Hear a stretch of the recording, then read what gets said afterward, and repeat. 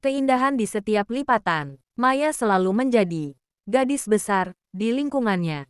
Sejak kecil, ia tak pernah memiliki tubuh langsing seperti model di majalah. Bahunya lebar, paha dan pinggulnya penuh, dan perutnya bergelombang. Selama bertahun-tahun, ia membiarkan bayangan dirinya dipermainkan oleh pandangan sinis orang lain. Ia mencintai warna-warna cerah, tetapi ia hanya berani mengenakan pakaian gelap, hitam, biru tua, coklat, karena, katanya, warna gelap mengecilkan. Ia sangat pandai menari salsa, tetapi ia hanya menari di kamarnya yang terkunci rapat, takut akan tatapan iba atau tawa yang mungkin ia dapatkan di lantai dan sesungguhan. Pekerjaan Maya adalah seorang desainer grafis. Ia bekerja di rumah, dan dunianya sebagian besar ada di balik layar monitornya. Ia brilian. Karyanya penuh semangat dan warna. Sebuah ironi karena ia sendiri merasa begitu kusam. Suatu sore, saat sedang mengerjakan desain untuk sebuah festival tari, ia menemukan sebuah video daring tentang gerakan yang disebut gerakan penerimaan tubuh. Salah satu pembicaranya, seorang wanita yang juga berbadan besar, mengatakan sesuatu yang menancap di hati Maya, tubuhmu bukanlah permintaan maaf. Ia adalah panggungmu. Kata-kata itu menghantuinya. Keesokan harinya, untuk pertama kalinya dalam 1 dekade, Maya mengenakan blus merah muda cerah. Jantungnya berdebar. Ia merasa sangat terekspos, seolah-olah warna itu menarik semua perhatian. Ia lalu memutuskan untuk berjalan kaki ke toko kopi di ujung jalan, alih-alih memesan pesan antar. Di toko kopi, seorang ibu muda menatapnya. Maya secara otomatis menarik napas, bersiap untuk mengencangkan perutnya. Tapi kemudian, ibu itu tersenyum dan berkata, "Blus Anda sangat indah. Warna itu benar-benar cocok dengan kulit Anda." Itu adalah hal kecil, tetapi seperti retakan kecil di dinding yang sudah lama ia bangun. Perubahan Maya terjadi perlahan. Ia mulai menari salsa di teras belakangnya. Ia mengganti pakaian gelapnya dengan gaun berwarna mustard dan rok bermotif bunga. Ia berhenti menahan diri di meja makan dan benar-benar menikmati makanan yang ia masak dengan cinta. Ia bahkan membeli lipstik merah menyala. Beberapa bulan kemudian, ia memberanikan diri. Festival tari yang desainnya ia kerjakan sedang berlangsung. Dengan napas tertahan, ia pergi. Ia mengenakan gaun biru turkois yang mengalir. Warna yang biasanya ia anggap terlalu terang. Di tengah-tengah keramaian, musik salsa mulai dimainkan. Seorang pria asing, dengan senyum ramah dan mata yang tidak menunjukkan apapun selain undangan tulus, mengulurkan tangannya. "Maukah Anda menari?" tanyanya. Untuk pertama kalinya, di depan begitu banyak orang, Maya tidak ragu. Ia meletakkan tangannya di telapak tangan pria itu. Saat musik membawanya, Maya membiarkan dirinya bergerak. Tubuhnya yang besar, yang selama ini ia anggap sebagai beban, kini terasa kuat dan ritmis. Ia tidak peduli jika ia berkeringat, atau jika perutnya bergetar sedikit. Yang ia rasakan hanyalah kegembiraan murni dari setiap putaran dan langkah cepat. Ia adalah api, ia adalah musik. Ketika tarian berakhir, orang-orang di sekitarnya bertepuk tangan. Maya menoleh ke pria itu.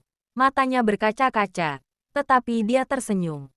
Di malam itu, Maya tidak hanya menari dengan seorang pria asing, ia menari dengan bayangan dirinya yang baru. Ia menyadari bahwa keindahan sejati bukanlah tentang mengecilkan dirinya, tetapi tentang mengambil ruang yang layak ia dapatkan di dunia ini. Keindahan itu ada, bersemayam di setiap lekukan, di setiap lipatan tubuhnya yang kuat, penuh kehidupan, dan benar-benar miliknya. Sebuah tarian kedua, pengembangan karakter Maya, sang seniman yang bersuara. Setelah malam menari yang mengubah hidupnya di festival, Maya 32 tahun, mengalami transformasi yang lebih dalam dari sekadar perubahan lemari pakaian. Maya si profesional, di dunia desain grafis, perubahan sikapnya terasa nyata. Ia tidak lagi menyembunyikan dirinya dalam komunikasi surel yang kaku. Ia mulai berani melakukan panggilan video dengan klien, sesuatu yang sebelumnya ia tolak. Ironisnya, karena ia membawa kepercayaan diri yang baru ini ke dalam pekerjaannya, kreasinya menjadi lebih berani dan inventif. Ia mulai dikenal karena palet warnanya yang cerah dan tata letaknya yang ekspresif. mencerminkan jiwa yang ia bebaskan. Maya si sosial. Ia mendaftar di kelas tari salsa formal. Dan meskipun ia tetap menjadi wanita dengan tubuh terbesar di ruangan itu, ia menjadi salah satu penari yang paling bersemangat. Ia tidak mencari pasangan, tetapi ia mencari koneksi. Ia tertawa lebih keras, berbicara lebih lugas, dan berhenti meminta maaf atas ruang yang ia tempati. Dinding di sekeliling hatinya mulai runtuh, tetapi ia menjadi sangat selektif tentang siapa yang ia izinkan masuk. Ia ingin seseorang yang melihatnya, bukan hanya ukurannya, tetapi kekuatan dan cahayanya. Maya dan keluarga, hubungannya dengan ibunya, yang sering berkomentar dengan maksud baik namun menyakitkan tentang diet dan berat badannya, juga berubah. Alih-alih membela diri atau menghindar, Maya dengan tenang dan tegas mengatakan, "Bu, saya bahagia dan sehat. Saya mohon, mari kita bicara tentang hal lain." Batasan yang sehat ini tidak hanya menyelamatkan harga dirinya, tetapi secara aneh, juga mempererat hubungan mereka karena ibunya mulai melihat Maya sebagai seorang wanita dewasa yang kuat, bukan hanya putrinya yang perlu diperbaiki. Pria asing. Siapa sebenarnya Elias? Pria asing yang mengajaknya menari bernama Elias Cordova, 35 tahun.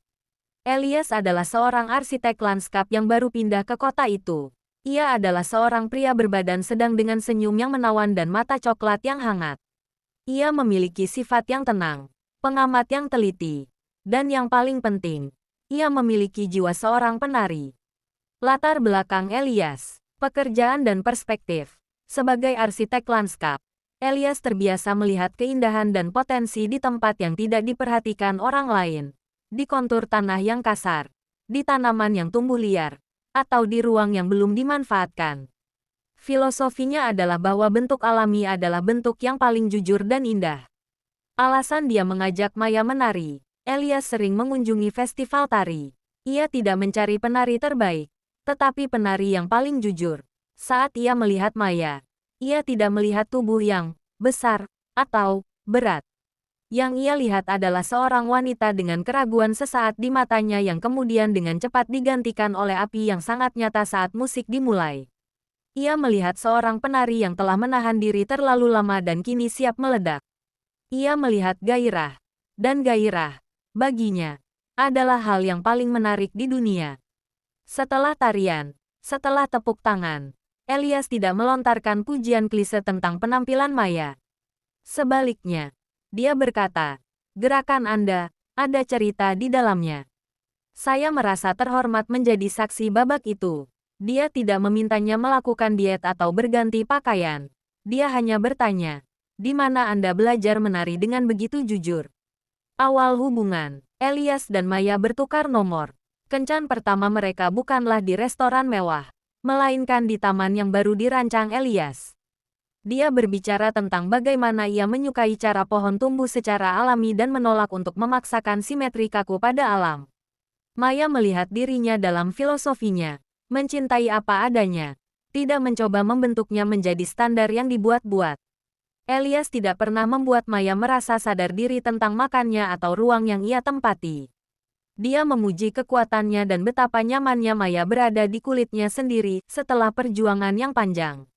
Dia mencintai tawa lebarnya, dan cara seluruh tubuhnya bergerak saat ia bersemangat tentang sebuah ide desain baru.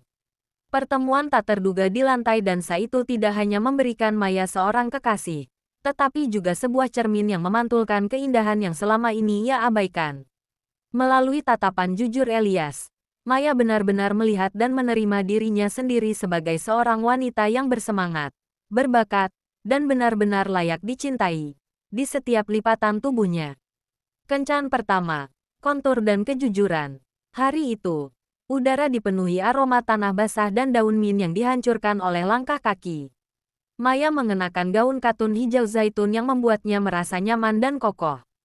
Ia bertemu Elias di pintu masuk Taman Kontur, sebuah proyek lanskap yang baru saja ia selesaikan. "Selamat datang di tempat kerja saya," kata Elias, tersenyum lebar. Ia mengenakan kemeja biru muda yang dilipat di siku. "Saya harap Anda suka berjalan kaki." "Saya senang berjalan," jawab Maya. "Dan saya sudah melihat taman ini dari jauh. Desainnya terlihat berbeda." Itu tujuannya. Balas Elias, menggerakkan tangannya ke arah area terbuka yang luas. Kebanyakan taman ingin memaksakan keseragaman. Garis lurus, deretan tanaman yang rapi. Saya menolak itu. Lihatlah bukit-bukit kecil ini. Mereka mulai berjalan di jalur kerikil yang berliku. Jalur itu mengikuti lekukan alamiah tanah. Naik perlahan, lalu turun lembut, melewati kolam refleksi yang disamarkan oleh rumput tinggi. Ini yang saya sebut keindahan kontur, jelas Elias. Ketika kita membiarkan tanah menjadi dirinya sendiri, berbukit, bergelombang, itu menciptakan variasi dan minat. Jika kita memaksanya menjadi datar dan sempurna, kita kehilangan karakternya. Anda tahu, arsitek yang baik harus mencintai kontur.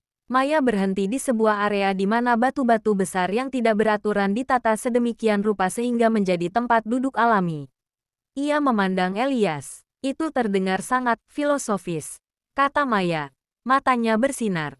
Seperti Anda sedang membicarakan tentang menerima diri sendiri, bukan hanya tentang batu dan tanah. Elias tertawa kecil, suara tulus yang menenangkan.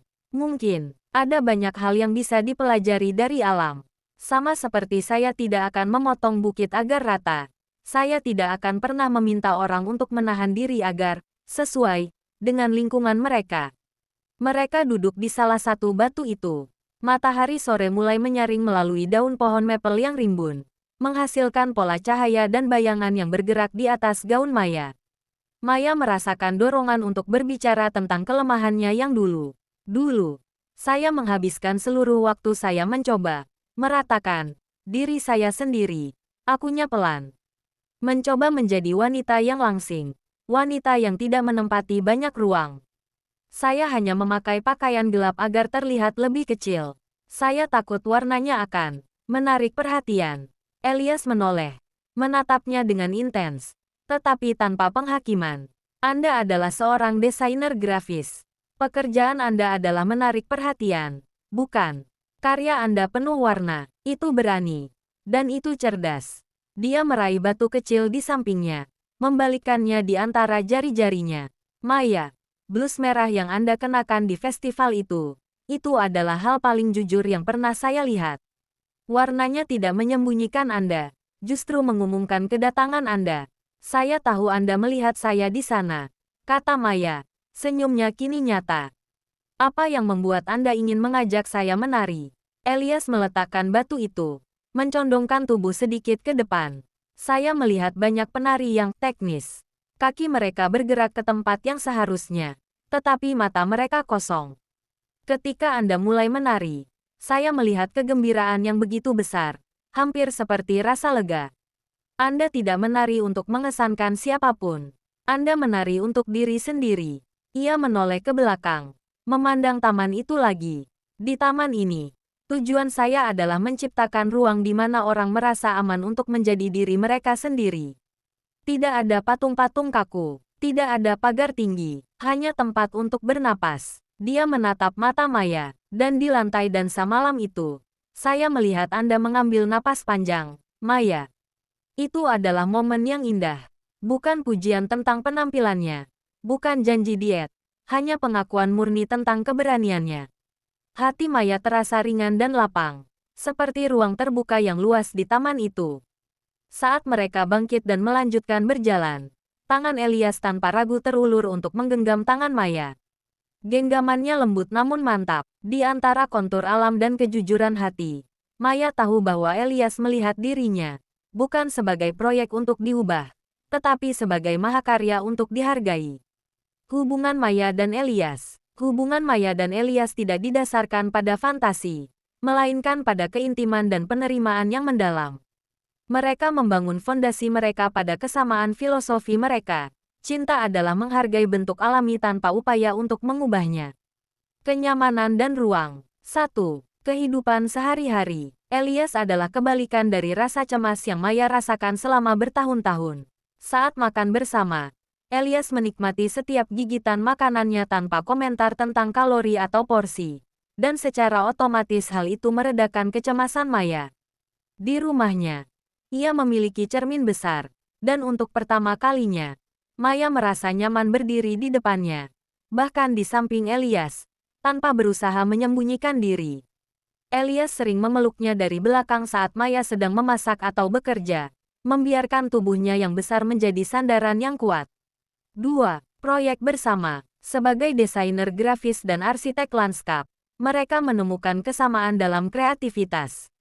Elias sering meminta Maya membuat rendering 3D untuk presentasi kliennya, dan Maya meminta saran Elias tentang komposisi visual dan penempatan warna. Kolaborasi ini tidak hanya memperkuat hubungan profesional mereka, tetapi juga memungkinkan mereka melihat cara kerja pikiran satu sama lain. Keduanya menghargai keindahan yang organik dan menolak bentuk yang dipaksakan. Tantangan dan kedalaman. Tidak ada hubungan yang bebas dari tantangan. Dan bagi Maya, itu seringkali datang dari internalisasi rasa insecurity yang sudah lama. 1. Pertemuan keluarga Elias. Tantangan datang ketika Elias memperkenalkan Maya kepada orang tuanya. Meskipun orang tua Elias menyambutnya dengan ramah, Maya tidak sengaja mendengar bisikan bibi Elias yang berkomentar sinis tentang ukuran tubuhnya, yang ditutup dengan kalimat, Elias bisa mendapatkan yang lebih baik. Maya merasa sakit hati. Malam itu, air matanya menetes. Elias memeluknya erat. Bibi Sofia punya pandangan sempit tentang keindahan. Maya, kata Elias. Dia suka patung marmer yang dipahat sempurna. Saya suka lembah, sungai, pohon tua yang batangnya bengkok. Saya suka yang nyata, yang punya sejarah, yang punya karakter. Ia menatap mata Maya. Anda adalah bentuk alami yang paling jujur yang pernah saya temui. Siapapun yang tidak bisa melihat itu, merekalah yang cacat, bukan Anda. Kejujuran dan pembelaan Elias tidak menghapus rasa sakit itu. Tetapi itu memberikan Maya kekuatan untuk mengabaikannya. Hubungan mereka bukanlah pelarian dari masalahnya, tetapi tempat yang aman untuk menghadapi masalahnya. 2. Masa depan. Setelah 1 tahun berpacaran, mereka memutuskan untuk pindah bersama. Maya dan Elias menyewa sebuah rumah tua dengan taman yang luas dan terawat buruk. Ini adalah proyek kita, kata Elias, tersenyum. Anda merancang identitas visualnya. Saya merancang tamannya. Mereka merombak rumah itu, merayakan bentuk alami satu sama lain, baik secara fisik maupun psikologis. Rumah itu menjadi tempat perlindungan mereka, penuh dengan warna cerah dan tanaman yang tumbuh liar. Puncak hubungan. Suatu sore, di taman kontur tempat kencan pertama mereka, Elias membawa Maya kembali ke batu tempat mereka duduk. Di sana, di tengah-tengah keindahan organik yang ia ciptakan, Elias berlutut. Dia tidak mengeluarkan cincin mahal, melainkan sebuah kalung perak yang dibuat khusus.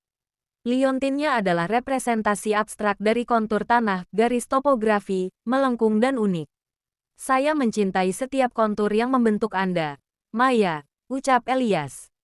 Saya ingin menghabiskan hidup saya tidak mencoba meratakan, tetapi merayakan setiap lekukan, setiap bukit, dan setiap lembah dalam hidup kita. Maukah Anda menjadi pasangan hidup saya, dan terus menari dengan saya di atas panggung dunia? Maya, dengan air mata yang kini melambangkan kebahagiaan yang tulus, mengangguk. Dia telah menemukan seseorang yang tidak hanya mencintai tubuhnya yang besar, tetapi juga melihatnya sebagai simbol kekuatan, keindahan, dan karakter yang unik. Mereka menikah di taman mereka sendiri, dikelilingi oleh tanaman yang tumbuh bebas dan teman-teman yang menghargai keindahan di setiap bentuk. Pernikahan kontur, perayaan bentuk alami. Matahari sore bulan Juni menyinari taman kontur, yang kini merupakan halaman belakang rumah Maya dan Elias. Elias telah mengubah halaman itu menjadi sebuah mahakarya. Alih-alih karpet merah lurus, jalur upacara adalah jalan setapak tanah yang berliku, dihiasi dengan lumut dan bunga liar yang dibiarkan tumbuh bebas, mencerminkan tema, kontur dan kejujuran mereka. Suasana dan dekorasi. Di bawah naungan pohon ok tua, yang batangnya bengkok elegan, mereka mendirikan sebuah cupah kanopi pernikahan, yang sederhana. Kanopi itu tidak dihiasi dengan mawar mahal, tetapi dengan tanaman merambat lokal dan bunga-bunga berwarna cerah yang ditanam Maya sendiri. Setiap detailnya terasa personal, ekspresif, dan organik. Tamu-tamu duduk di bangku kayu yang tidak dicat, menghadap altar di mana tidak ada yang simetris. Pengantin wanita, Maya melangkah keluar dari rumah. Ia mengenakan gaun pengantin yang menentang semua aturan lama yang pernah mengikatnya. Itu bukan gaun putih kaku. Itu adalah gaun sutra santung berwarna emas tua yang mengalir indah. Potongannya tidak berusaha mengecilkan badannya. Sebaliknya, gaun itu merayakan lekukan tubuhnya. Dengan lengan flutter lembut dan garis leher yang menarik. Riasannya sederhana. Hanya menonjolkan mata dan lipstik merah menyala. Warna yang pertama kali ia kenakan sebagai simbol kebebasannya. Ia mengenakan kalung kontur perak pemberian Elias. Dan ia tersenyum. Senyum yang tidak perlu dipertanyakan lagi. Bebas dari rasa takut. Saat ia berjalan di atas jalan setapak berliku, ia tidak merasakan dirinya sebagai gadis besar yang mencoba melangsingkan diri untuk foto. Ia adalah Maya, kuat, cantik, dan berada di rumahnya sendiri. Upacara. Elias menunggunya di bawah pohon oak. Ketika ia melihat Maya, matanya berkaca-kaca, tetapi senyumnya mantap. Ia tidak melihat gaun itu atau ukurannya. Ia melihat wanita yang menari dengan api di dalam hatinya. Upacara dipimpin oleh seorang teman seniman yang mengenal mereka berdua. Ketika tiba saatnya pengucapan janji, Elias berbicara lebih dahulu. Maya, ia memulai. Suaranya dipenuhi emosi. Ketika saya pertama kali melihat Anda, saya tidak melihat permukaan.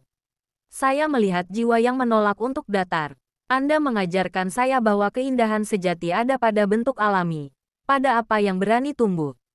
Saya berjanji akan menghargai setiap kontur dari hidup Anda, kegembiraan, kesedihan, kekuatan, dan bahkan keraguan yang Anda tinggalkan di masa lalu. Saya berjanji tidak akan pernah mencoba memaksakan keseragaman pada diri Anda. Saya akan mencintai apa adanya Anda, hari ini dan selamanya. Giliran Maya, Elias. Suaranya sedikit bergetar. Anda memberi saya cermin yang memantulkan cahaya. Bukan bayangan. Anda memberi saya ruang di mana saya merasa aman untuk menempati. Karena Anda, saya belajar bahwa saya tidak perlu meminta maaf atas ruang yang saya tempati. Saya berjanji untuk menjadi sekutu terkuat Anda, untuk selalu melihat keindahan dalam desain Anda dan dalam jiwa Anda, dan untuk menari dengan Anda setiap kali musik dimainkan. Dengan Anda, saya telah menemukan tempat terbaik di dunia. Setelah janji mereka, Elias mengambil tangan Maya dan berbisik, "Mari kita ambil langkah besar pertama kita bersama." Saat mereka berciuman, sebuah sorakan bergema. Perayaan. Pesta yang menyusul adalah perayaan yang hidup. Makanan yang disajikan kaya, berwarna-warni, dan berlimpah. Di bawah lampu-lampu peri yang digantung di pepohonan, mereka membuka lantai dansa. Musik salsa mulai dimainkan. Kali ini, tidak ada rasa malu. Tidak ada keraguan. Elias memimpin, dan Maya mengikutinya. Setiap gerakan mereka adalah perwujudan kebebasan. Melihat mereka menari, Maya yang kuat dan bersemangat, Elias yang tenang dan mengagumi. Para tamu melihat bukan hanya pasangan yang sedang jatuh cinta, tetapi dua orang yang merayakan pembebasan diri. Pada malam itu, bagi Maya, tubuhnya bukan lagi penjara yang harus ia sembunyikan, tetapi sebuah kapal yang membawanya menuju cinta, kebahagiaan, dan penerimaan diri yang mutlak. Dia adalah ratu di taman konturnya. Dan dia tahu, dengan kepastian yang mendalam, bahwa keindahan yang ia cari selama ini selalu ada, di setiap lekukan tubuhnya, dicintai sepenuhnya oleh pria yang berdiri di sampingnya. Tamat.